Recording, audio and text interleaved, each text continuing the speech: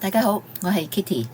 通常我哋食酸奶北海道吐司都係甜嘅，我今日做咗個鹹味版本嘅酸奶北海道鹹吐司，可以加餡或者完全唔加餡都可以。烤咗出嚟充滿奶香，又有些少鹹味，好軟熟，好好食。首先將粉類同液體先做30分鐘水合。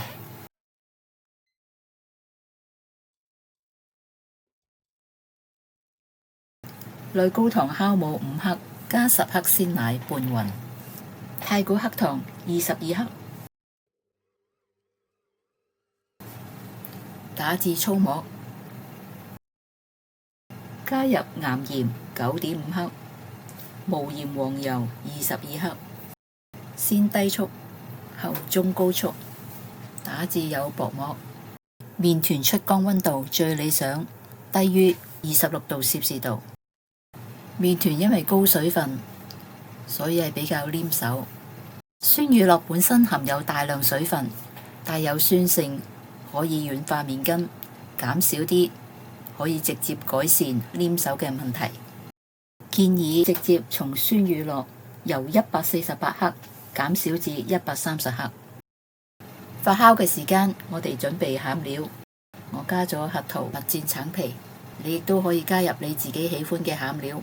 如果完全唔加餡料，呢個就係一個鹹吐司，好香奶味嘅鹹吐司，亦都係唔錯嘅選擇。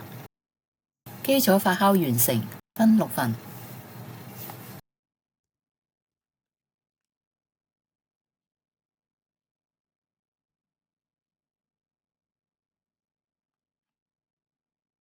鬆弛20分鐘。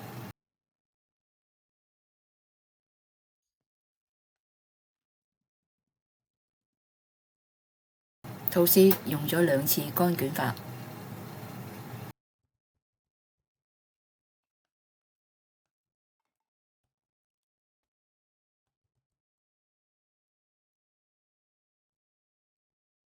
捲成圓筒形。鬆弛15分鐘。順序取出第一個麵團，因為有啲黏，我哋就喺個案板放少少乾粉，唔需要放太多。由中間乾上，由中間乾落。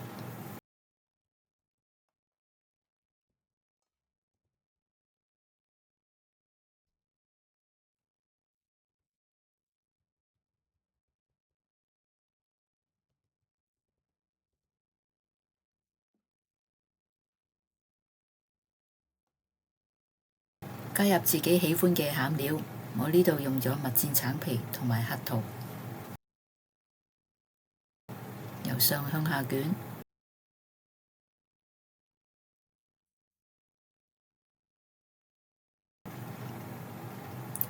尾部拉薄，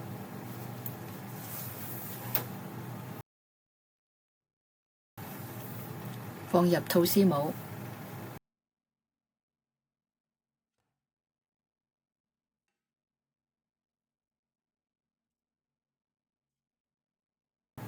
最後發酵至7分滿，擦上蛋液，放入已經預熱嘅烤箱，上火165度，下火185度，烤18分鐘，之後降低5度，去160度，下火180，繼續烤13分半，總共烤31分半。